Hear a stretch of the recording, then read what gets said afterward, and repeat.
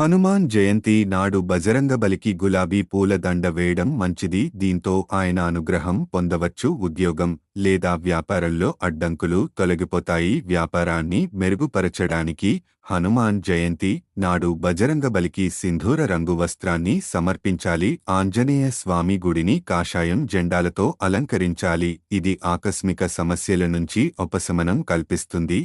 ఆర్థిక శ్రేయస్సు కోసం తెల్ల కాగితంతో స్వస్తిక్ గుర్తు రూపొందించి హనుమంతునికి సమర్పించాలి. ఆ తరువాత ఇంట్లో భద్రంగా ఉంచుకోవాలి. చాలా కాలంగా ఏదైనా వ్యాధితో బాధపడుతుంటే హనుమాన్ జయంతి నాడు నెయ్యిలో వాము కలిపి ఆంజనేయుడికి సమర్పించాలి. ఇది అనారోగ్యం నుంచి మిమ్మల్ని కాపాడుతుంది, ఆరోగ్యం మెరుగుపడుతుంది.